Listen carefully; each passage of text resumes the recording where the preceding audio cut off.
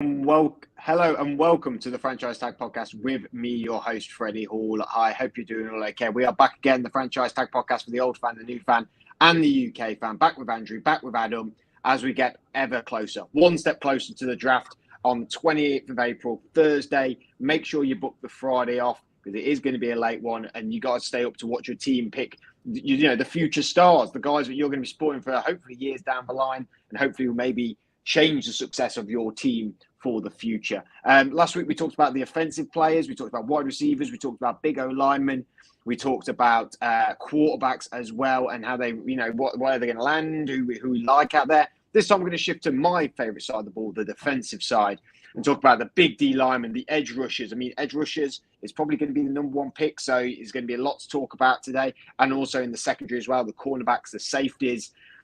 As ever, it's going to be great fun chatting about the defensive side of the ball this time, and the draft is just getting ever closer. Thursday, the 28th of April is when the first round will be happening. Obviously, it happens for a couple of days. So Saturday, the 30th of April, it will all culminate in the 7th round in Las Vegas. It's going to be great fun. Make sure you book the Friday off because you're going to be wanting it because it's going to be a late night. We're going to be talking defensive side of the ball. Adam's not his strong point, he has to admit. He's not really a defensive side. He's just like he is in real life when we met him, Andrew. He's a flashy dude. You know, he likes the flashy lifestyle of wide receivers and quarterbacks. But come on, Adam, you've got to know some of these names by now. An edge rusher is probably going to be the number one pick. I mean, I have to say, I've literally just looked at our Twitter page in order to share this episode. Would you like any sauce with that? I mean, that is, I like the title, so I'll give you that. Whichever one of you two came up with that one, I'll give you that. Yeah, look, I know a little bit, but I mean, like I say, it's just a bunch of big blokes running into each other, isn't it? I mean, I don't really know. It's all right, but it's not my strength. I'm a fantasy guy, always have been. So I'm more on the as the reigning franchise tag fantasy league champion. It would be wrong of me not to be a fantasy guy. So you know, that's all I'm saying. Well, we'll go from one guy who doesn't know anything about big guys running around to a guy who knows all about big guys running around and smashing into each other, which is Andrew. I mean, his favourite pastime is college football. He knows everything about college football. The defensive linemen, the edge rushers in particular, the cornerbacks, the safeties. There's a lot of depth in this draft, Andrew, and edge especially. There seems to be maybe some game changers, maybe not like the Chase Youngs of the world we've had in recent drafts, but there's definitely some players you've got to be keeping an eye out for, right? Yeah, definitely. You've hit the nail on the head with what you just said there with the depth of the defenders that are in this. I mean, you're going to be picking up day one starters in round 3 in this draft from some of the linebackers and edge rushers. So yeah, it's going to be entertaining. And there's two right at the top of the table. It doesn't matter what order they get picked in; they're both absolute studs, superstars. And that's Aiden Hutchinson from Michigan and Kayvon Thibodeau from Oregon. They are insane. I don't know how the teams are going to pick between the two of them. For me, the only difference between the two is Aiden Hutchinson's probably the big season that he had last year, getting into the playoffs.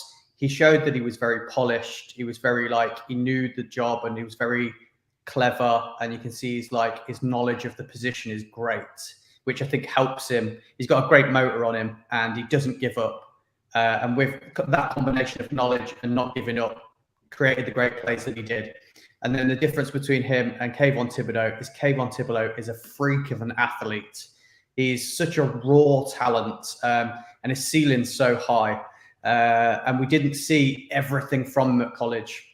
We saw glimpses of how powerful, explosive, you know, this guy is going to hunt people down and beat people on the corner. So yeah, that's the difference between the two. It doesn't matter which order they go in, you're going to get an absolute stud. They're going to be 1 and 2, I think, in the draft easy. So yeah, watch out for those two.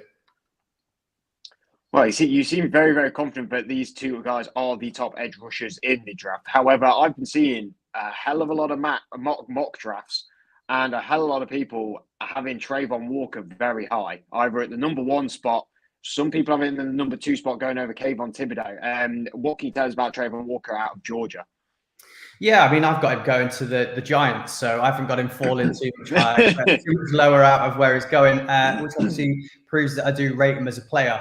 I think that it's tough here because I'm taking what Hutchinson and Thibodeau did of their whole college career, what they did last year, what Thibodeau's done his whole time he's been there.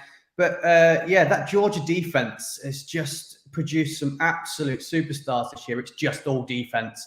You know, we're probably going to be talking about maybe 5 or 6 of them in this show. And he's a product of that. And his combine was probably the most exciting out of all of these guys. Really, that's what I think's excelled him into people now talking about whether he's going to be the first pick. I think there's still he's not polished and he's got some errors in his game. And because he was in such a strong defense, he was able to showcase some of his talents a bit better. Whereas the other two, they were the 2 big name and 2 big guys of their teams. So for me, I think this guy is a great talent. Like I say, his combine was insane. So he's definitely a strong talent, and he'd be great on any team. But he's not the polished article for me, which is why I don't think he should be in the mix for that first pick. Can I just quickly ask, is that why he's sort of like soared so high to the number 1 pick? Because it feels like from looking, I mean, like I say, I'm not a massive defensive guy, but looking at the tape, it seems odd to me that he has sort of almost like today it was coming out saying that the Jags were interested and looking at taking him on. To me, it feels strange that he's the one who's been touted as the number 1 pick. I mean, you look at Aiden Hutchinson, you look at Thibodeau. I mean, they're monsters, sort of thing. They really are. They're like, and you look at what they've done over at college. I mean, like I say, don't look at it much, but even I can work out when I can see a guy who can run pretty quick at a quarterback. And it's like, especially Hutchinson, to me, he kind of almost looks like similar to Max Crosby in a way, not quite at that level, but he could potentially get to that level. And Thibodeau kind of has that sort of potential to really go off and be special. And it just seems like there's a few character concerns on him, which seem a little bit harsh, but I can kind of maybe from what I've read. But yeah, it just kind of feels like Walker, he's not really in the same boat as them two, to me. Yeah, definitely. That's what I'm saying. He's not in the same boat. The 2 guys that are at the top for me, they've proven their intelligence at that position. Like I said, there is slight differences with the way they play. I think the thing with Trayvon Walker is how good of an athlete he is. I think people might want to take a gamble on him to use those talents in their organization, because there's a lot of great people at that position. So yeah, definitely. I think prior to the combine, I had him slightly lower. I think I had Kalafdis above him based on what he did at college. So yeah, it's definitely the draft that's sort of propelled him and showcased what an athlete he is. So yeah, if the coaches like him and he's worked out well for them. The only thing with Thibodeau, I'd say, is the injury worries. Maybe that was a reason why people. But yeah, it's definitely the combine that's excelled him. Adam, how much do you think the edge position? Because, like we said, the feeling is that the number 1 pick is going to be an edge rusher. How important do you think this position is to teams now? When you look at people like TJ Watt, like Myles Garrett, even last year, Micah Parsons was a cover linebacker coming back. They moved him down to edge, and he was phenomenal for the Dallas Cowboys. I mean, we talk about important positions in NFL, the quarterback position, the offensive, the left tackle position for most quarterbacks. Obviously, it's right tackle for the lefties of the world, and the cornerback position is very important to a lot of people. But this edge rushing position now, do you think in the last few, it's always been important, but in the last few years, has it rose in that sort of idea in the coach's mind that we need an elite edge rusher to be able to be, relevant to going to win the Super Bowl? Yeah, I think. Look, to be honest, I think every position has kind of risen to be like you need the whole squad. If you're going to make it to the Super Bowl and get that way, then you really do need the whole squad. I think the thing that probably sets edge rusher slightly apart from, say, like a safety or a linebacker is that you need that speed off the line in order to be able to push the other team's offensive line back, and it's the biggest way that you're going to stop their quarterback from being able to do anything, I suppose. So yeah, you need that kind of aggression off the edge, because if you can get that aggression off the edge, then you're more likely to be able to displace the quarterback out of the pocket. And although you're gonna get your quarterbacks who are quite comfortable out of the pocket, and you're seeing more and more, that's the reason why they are, because obviously they're getting pushed out quicker by these guys. So it needs to happen. I do think that it is an important position. And it kind of feels like when it comes to the draft, it's becoming more and more important. And I don't know if that's just because you get injured maybe potentially a bit quicker at that position, because it is such a standing start, explosive position. There's more chance of an injury being picked up, or if there's another reason. But it does kind of feel like the draft is very much the edge rushers thing. And you do see in free agency, you do see the odd one or two going at when they're older, but it does feel like it's more of a draft position and more important for the draft.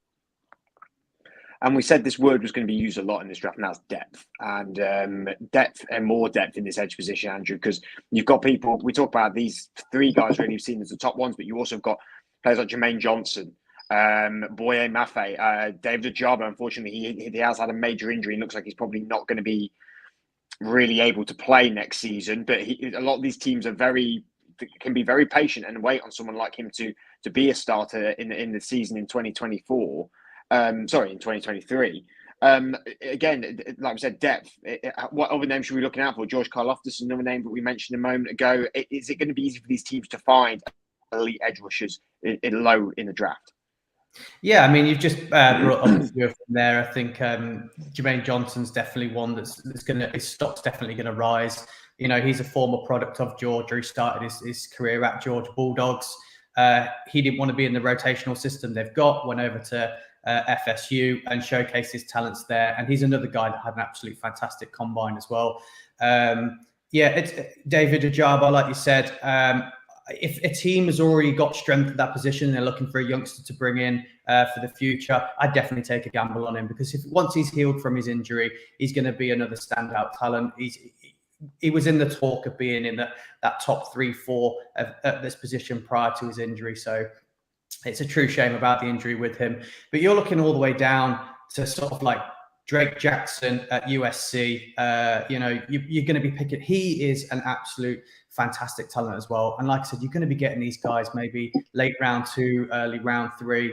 So there's definitely depth at the edge position. Like you said, it's a blue chip position. It sets up the whole defense and gives you a chance on offense. So there's definitely some names to be looking out for. Well, let's look at the inside of the defensive line. Now, the two big names that are really taking the spotlight but feel like they're going to be first-round picks, and if you haven't seen him already, you need to get back on your phone and take a look at him, because he's been everywhere all over social media for the NFL, and that's Jordan Davis, a true monster man, ridiculous pace, more of a nose tackle for Georgia this last offseason, and then his teammate next to him, Devontae Wyatt, who, again, monster of a man, a pure athlete, a guy that is maybe a more every down defensive lineman compared to Jordan Davis. I mean, these guys have both been touted, Andrew, to go in the first round. It's just some real athleticism by both of them. Are they definitely going to be a first round talent for you? They're both, yeah. You hit the nail on. They're both the two first round talents of this class for that position. If your team is struggling at blocking the run, then Jordan Davis is your guy. He is by far the best run blocker in run. Yeah, I suppose that's right, isn't it? Run blocker. He's not a blocker. Stop. Run defender. Yeah. He's the best in this draft class by a long way. He's going to stick that position. He's not well known for being a guy that's going after the quarterback. He's mainly, stopping that run. So he's an absolute monster, like you said, and the athleticism that he showed at the combine is just immense. My only worry with him would be if he's a 3-down back, the size of this guy and the amount that he has to go hard all the time. Is he going to be in there all the time? Does that really matter? Can you use him in a rotational system? And that's where Devontae Wyatt is probably the name that might pip him. I mean, I think Davis is the one to gamble on, but Wyatt's he is a 3-down back. He's going to be in there all the time. He has got the athleticism. You know, he's so explosive off the line. His first step is so quick that the offensive line can't even keep up with him. So if you want a guy to bear down the quarterback's neck, then you know that's the one to go for. Outside of these two, I think you're probably looking at maybe round 2 players. I think they're probably the only two that are going to go in the first round for me. Adam, it kind of escaped your mind looking on Instagram and seeing this guy's combine, or both of these guys' combines. I mean, terrifying, right? Just terrifying. Yeah, I mean, you wouldn't want to meet him, would you? On a dark night. Let's put it that way. I mean, it's insane. I mean, he's 6'6", 341 pounds, and he can do 40 yards in under 5 seconds. It's like, yeah, it's not someone you want to be messing with anytime soon. Yeah, it's crazy, and as Andrew said, it's like they're both pretty good. You know, they're both decent. But Devontae Wyatt, I mean, he's really good. The difference is that he just can't. He isn't the same size. That is the difference, really. It's like, so the fact that Jordan Davis can do all of that and be like about 35 pounds more than what Devontae Wyatt is, that's what's so crazy about it. So yeah, I mean, it's pretty crazy. I think, to be honest, I think whichever one you take, I think that each team will be happy with whoever they get. I did have a look at some of the others. As Andrew said, I think they're the only two that are like first round. The other three that I saw, they're all right, but they're not going to be first round guys. It's more sort of like, you know, build them up and hopefully they'll do well. But yeah, I mean, them two are they're going to be difficult for any offensive line to compete against. I suppose we'll stick on the front seven while we're here, then we'll look at the linebackers. Again, a position that has a ton of depth. However, the two names that have been picked to be maybe first round talents, maybe even into the second round, is Devin Lloyd at linebacker position and Nakobe Dean. I know there is other names that Andrew, I'm sure, will tell us about as well. But these guys are both, I've seen Devin Lloyd mocked a lot in the first round. Nakobe Dean seems to be dropping to the second round in a lot of mocks. Is it more there is a lot of depth in this position this year than there is an out-and-out great linebacker out of all of them? I mean, we had Micah Parsons last year, who seemed to be the front runner as best linebacker in the draft there.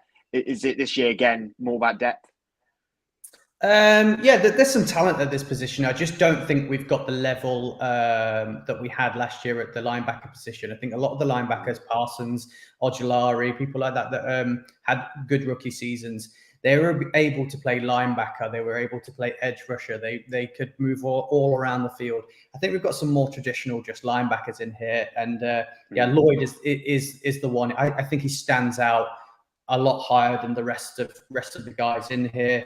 You know, versatility, dynamic. You know, he's big time on the pass rush, and he's a playmaker.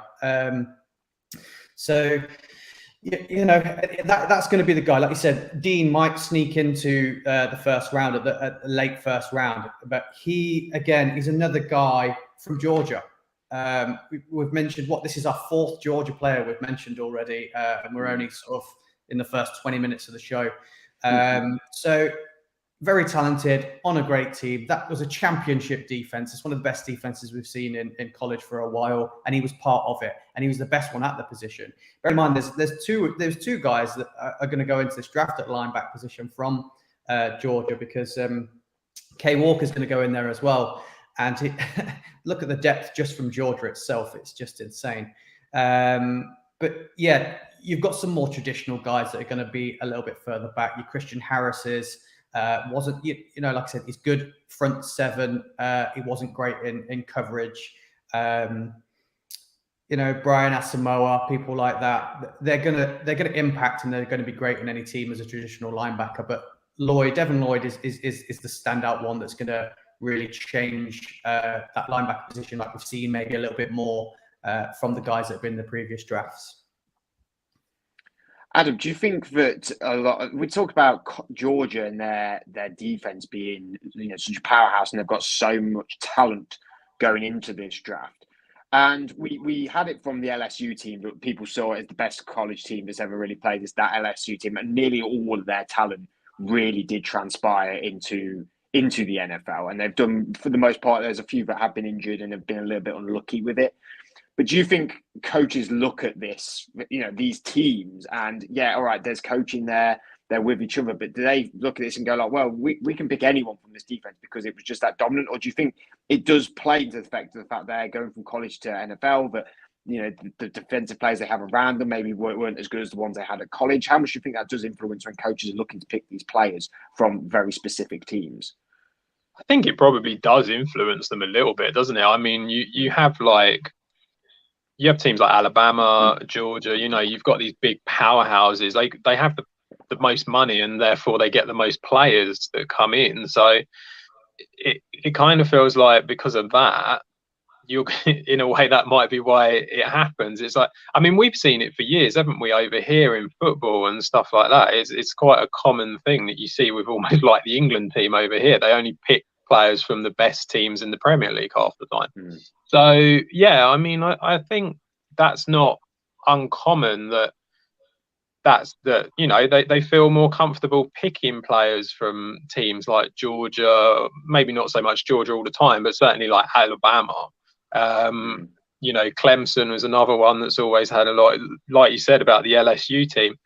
It's almost like, well, we all know that team's really good, so therefore we're going to pick everyone from it. And it's like there wasn't anyone who was bad there. So yeah, they probably do look at it. I mean, I'd just say on the linebackers, Devin Lloyd seems to be a step above for me. I think he is. I mean, he's, from the tape, you look at him, he's all over the field. It's like he's consistent at every part of that position as well. And that's something that you don't see very often at someone so young. So I think for that, I'd be very surprised if he wasn't a first round pick. And as Andrew said, Nakobe Dean seems to be the number 2 that everyone's talking about, but I don't know. He might go first round as well, but I think Lloyd seems to be the guy to go for if you want a linebacker. Just picking up quickly on what Adam just mentioned there about those teams, obviously not a huge follower of college. The names that you mentioned were mainly all SEC teams. They all play in the same division. They're all teams that their schedule is so hard that they're the ones that are the easiest tracked to the championship game. That's why they managed to get all the players. The coaches that are at these teams are all ex-NFL coaches. Majority of their coordinators, back office, everything like that are all ex-NFL players. So the schemes that they are running in training and every down are more NFL related, which is why these guys from the big SEC teams translate so much better into the NFL, which is why people are going to take a gamble on them, which is why people are going to rise up the boards, because the smaller schools just, you have the raw talent and you have stuff like that, but they're more of a experimental and more they pick up the plays. But if you go for one of the SEC teams, it's almost like they're going to pick it up straight away because they've been doing it for 3 or 4 years at college.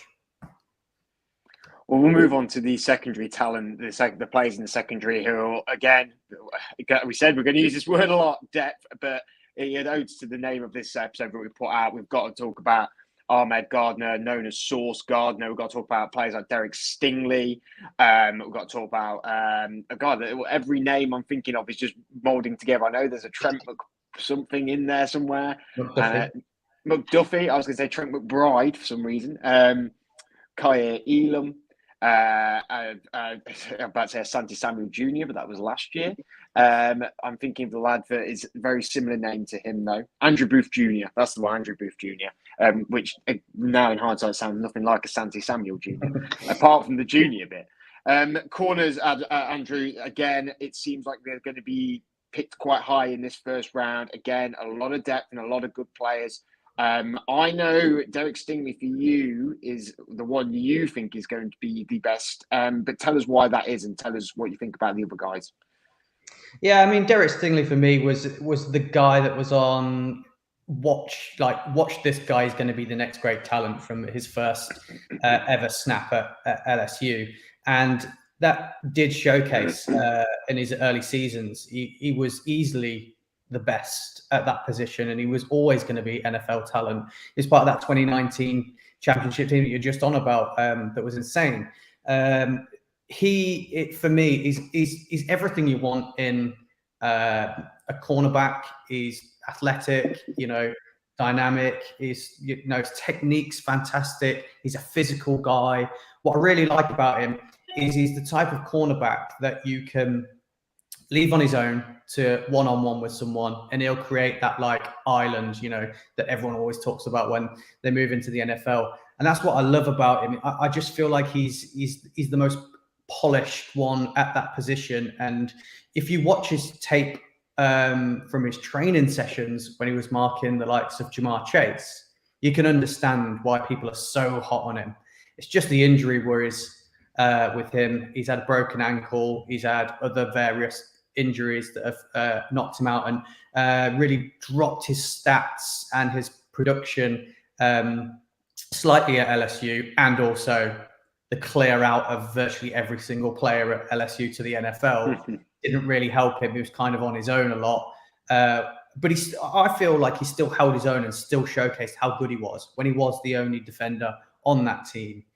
And then when you're looking at the other side of things, you're talking Sauce Gardner, it's a guy where you go in, let's look at the facts, let's look at the stats. What is it? Mid 100, 140, 150 snaps, no touchdowns whatsoever. I think he had only a 42% completion rate against him. The guy is probably the best at pass coverage. He's a physical guy. And I suppose what's really, really good about him from his first year, not last year, the year prior, he had, I think, 11 penalties. Last year, he only had 2 penalties. He's learning, he's progressing. I think that's what a lot of people look for now when they're looking at this draft talent. They're going who's progressed year on year? Because if they're progressing in college, what's the progression going to be like when they move up to the big time? Whereas Stingley sort of came in as a great prospect and sort of just stayed a great prospect. If anything, sort of dropped slightly in production value. Whereas Sauce has just risen and learned and polished his game. And stats don't lie. So yeah, it's going to be tough to pick between the two of them, I think. But I think the injury worries might sort of if you do your homework right and you go and meet him at his facility and do all the checks and everyone's happy with him, for me, he's the first pick. But if there's slight worries and concerns there, Sauce is going to be the guy. It's a guy that I'm more than happy to have at the Giants if we get rid of Bradbury. So you'd be hoping. And Adam, a team that, whether you like it or not, has picked a lot of cornerbacks in the last few drafts. What teams do you think are going to be eyeing up that position in the first round this year? I think the Jets are probably a standout, aren't they, really, for a corner? I mean, there's lots of teams out there that need corners. And as you've said, depth and all of that. There's so many of them out there that kind of need it. I think the Jets are an obvious one that could do with picking up a corner. I think probably the Texans are another one. I mean, you've got all these poor teams, haven't you, really, that have struggled. They all need one. I think maybe the Ravens wouldn't be a bad one to pick up. One team that I do think could do with it maybe a little bit later, and I do actually feel that there's a strong chance that 4 of these guys are going to go in the first round. I think so. They are very good. The Bills, I think the Bills could do with a bit of corner help. That's something to improve an already great defense would be something. And then the Bengals, I think they're another team that could do with the help at corner. But there's like I say, I think there's 4 that will go in the first round, and they're all very good. But I mean, I kind of feel like I thought I might have a bit of a fight on my hands here for Derek Stingley, because I actually feel like he is the best one on tape, just purely from that 2019 season, and it's more injuries and people leaving that's been the problem for him. But everyone's very hot on Gardner and feels that he's going to be the main guy. I do think he has the potential to really change that position though, and really be someone who can stop the wide receivers purely because of his size. You don't see many corners at like 6'3". I think that's going to be massive for him and whoever takes him. So I think that's definitely something. But there's some good corners in this draft, and we say it every year there's good corners in this draft, and I just think we've got 4 more certainly in the first round that are going to be big for the NFL. So who are your other 2 outside of Stingley and Gardner who you think will go in the first round?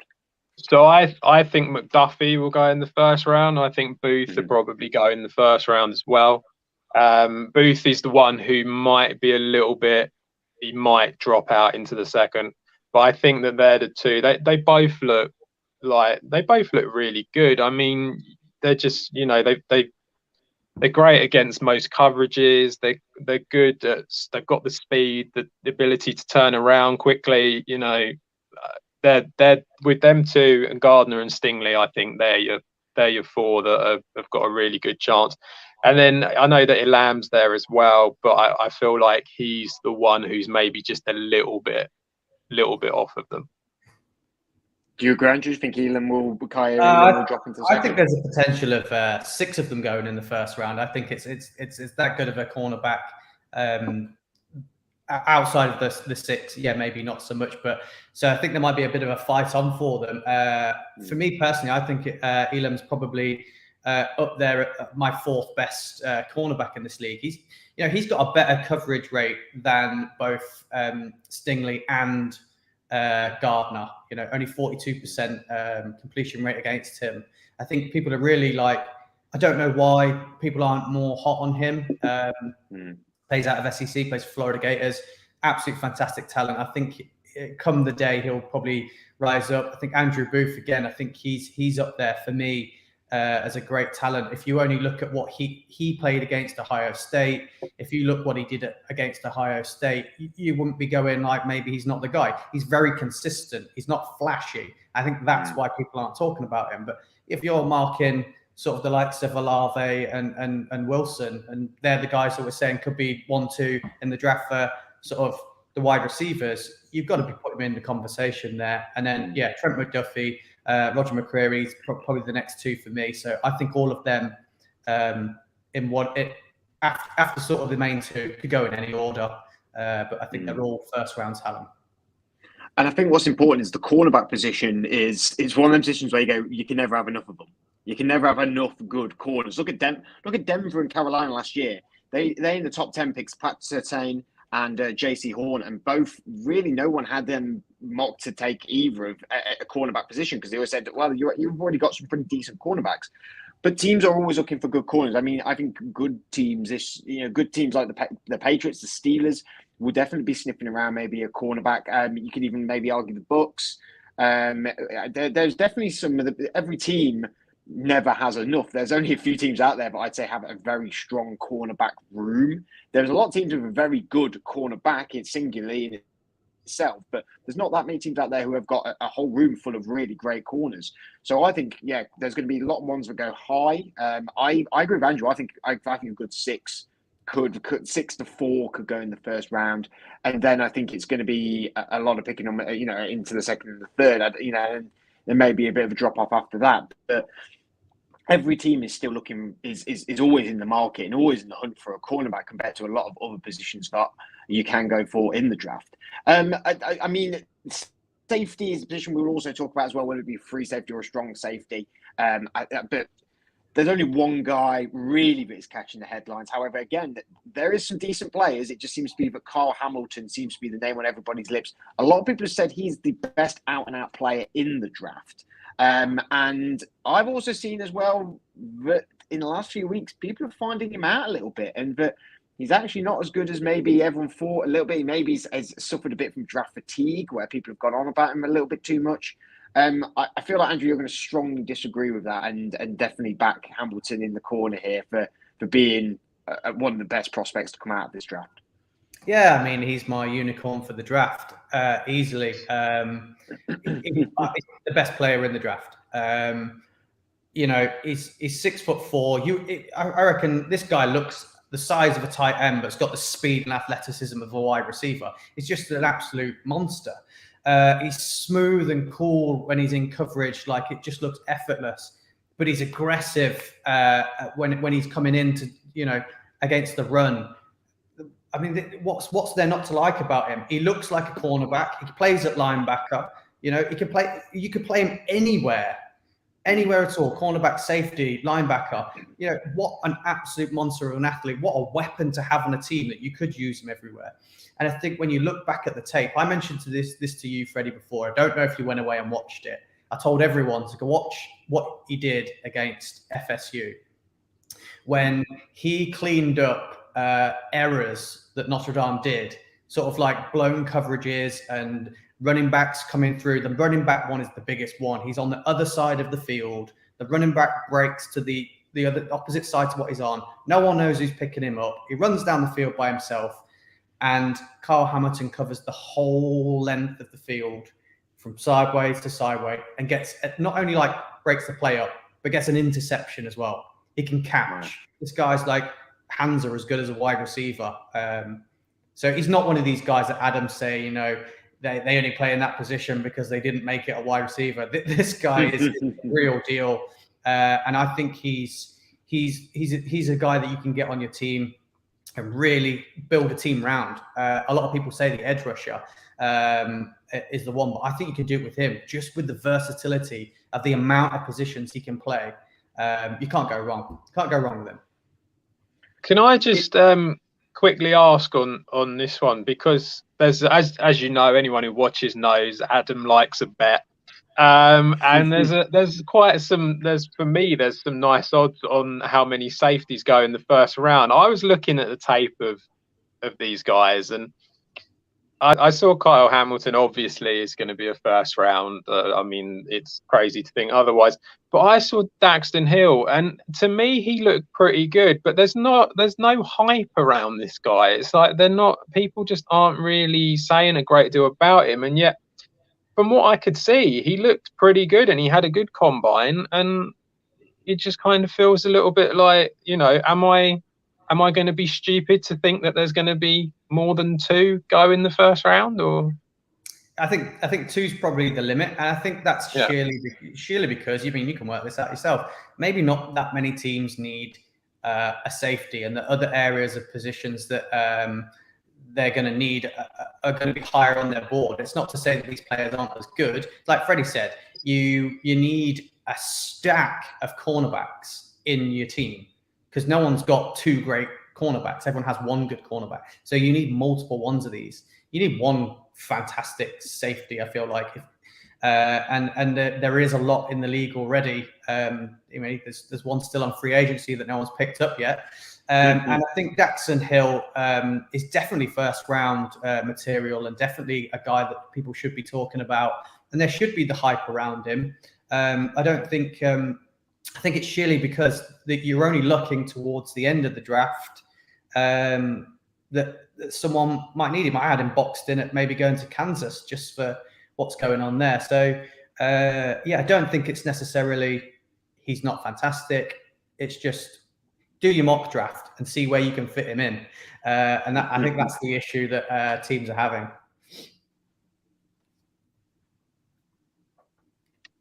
Yeah, no, because you just look at it and you just sort of think, as you know, I'm always after, try and win a bit of money whenever you can, sort of thing.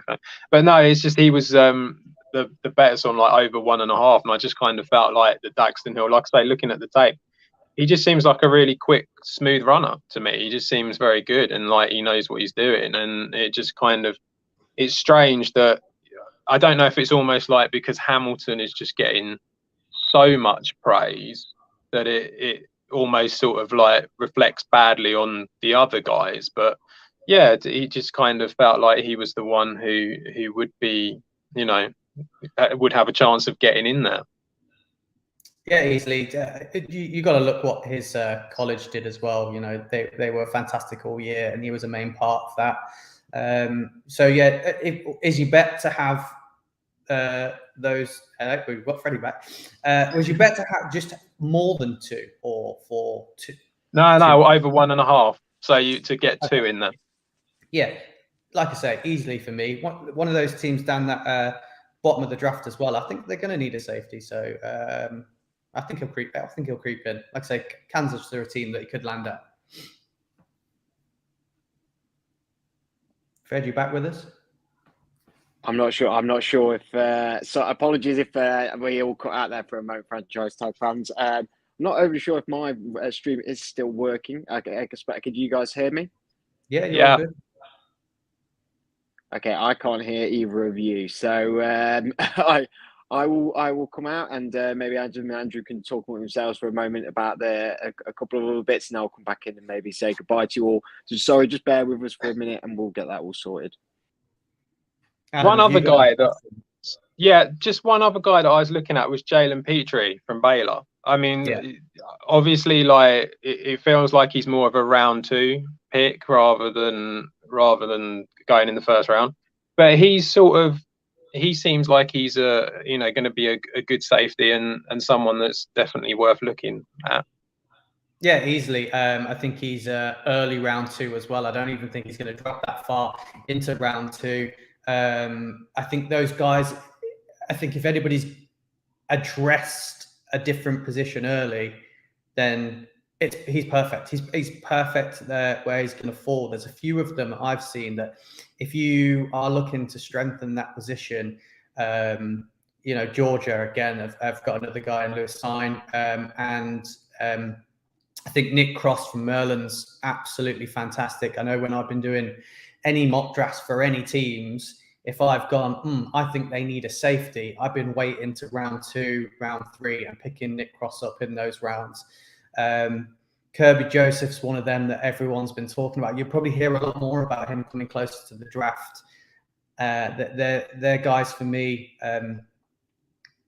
So you're addressing your other position, your main positions first. And these are the guys, these are the names that are going to be going there. And they are good enough to start. They're good enough to start straight away. There's some steals at that position later on. And just quickly before we wrap this up, I mean, obviously, Giants fan, you're constantly going for you look at every mock draft, it's all on the defense. It is what it feels like. I know on occasion you get an offensive tackle, but I mean, how many more do you really need? It's getting ridiculous, isn't it? So it kind of feels like, you're probably going to go for the defense. You got 5 and 7 there. I mean, who out of these guys would you want? For me, it's edge rusher. We need to address first off.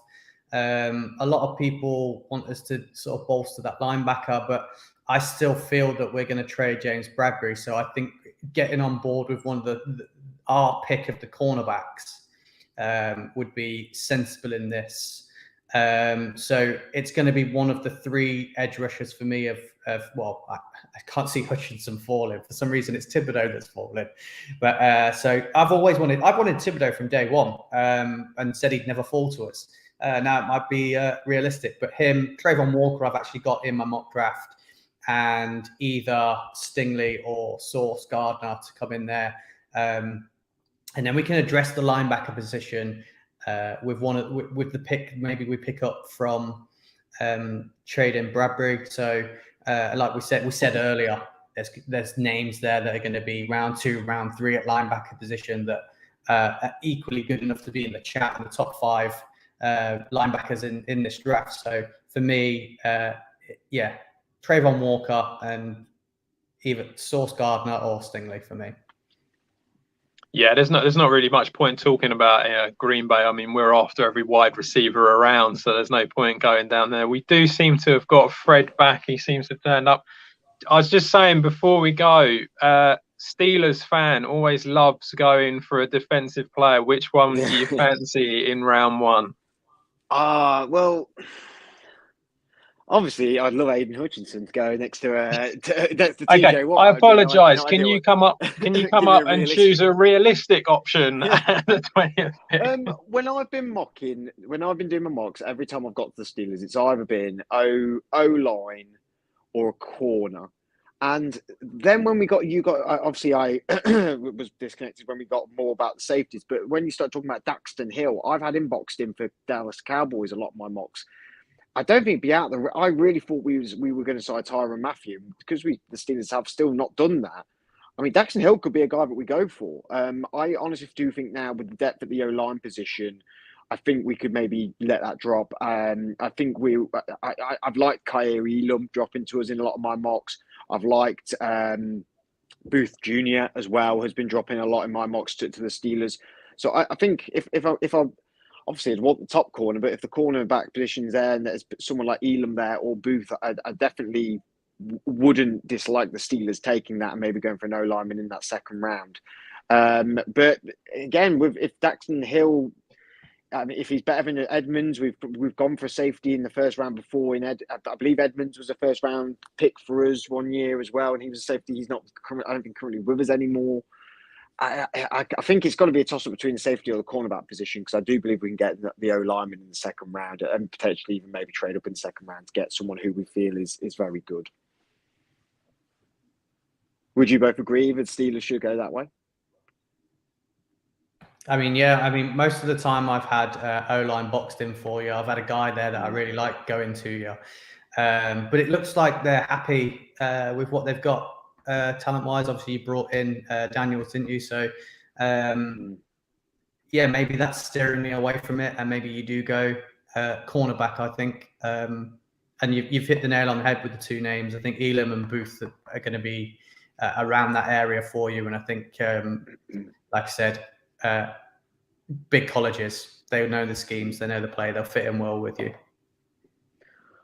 Well, there's a lot of time for us to be doing mock drafts, for you guys at home to be doing mock drafts. I do apologise for the brief little interruption of me going around. I don't know how that was out in the world. On my phone, it was not working at all, but it could well have been all okay out in the world out there while these guys chatted away. But thank you for joining us once again on the Franchise Tag Podcast. We will be back hopefully with a special episode with a guest at some point to talk about the draft. I think Adam is trying to arrange for that to happen, but if there's anyone out there who would like to come on and talk to us about the draft or any other podcasts, then we're more than happy to have you on and we'll do a little special episode. But we'll be doing our alternative mock draft that will be coming very soon, just to annoy all the NFL fans out there, whether they be in the UK or the US, because it tends to go a little bit skew with to what an actual mock draft would look like, which is why we really enjoy doing it, because it's a little bit alternative, it's a little bit different, and it's good fun when we do it. And it tests Andrew's knowledge and it tests our knowledge of what teams will need and prioritize as well. And then we'll probably be talking about our actual mock draft where we really think people will be going. I don't know whether we'll be doing each one individually and talking through it or maybe do one together.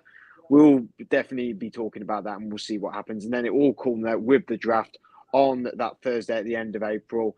Like I said, book the Friday off because you want to get beers in. You're going to want to go around your pals. You're going to be wanting to see your team. And, you know, you might not be lucky like the Jags fans who get to see the number one pick. You might be a Steelers fan who has to wait to 20, or you might be Adam who has to wait till, well, he's got 2 picks as well, which makes it even more exciting, but he's going to be waiting all night. Andrew can have an early bedtime because if the Giants stay at both the 2 positions are in the top 10, but you never know. There could be a trade down. There could be a trade up. Who knows? The NFL draft is a very exciting time, and make sure you check out our last episode about the offensive players that are coming out in the NFL draft, as well as this one. And we'll, got a few names out there for you to keep an eye on. And if you're not into college football, then hopefully we'll give you a bit of a guide to who to keep your eye out in the NFL draft. But until then, enjoy.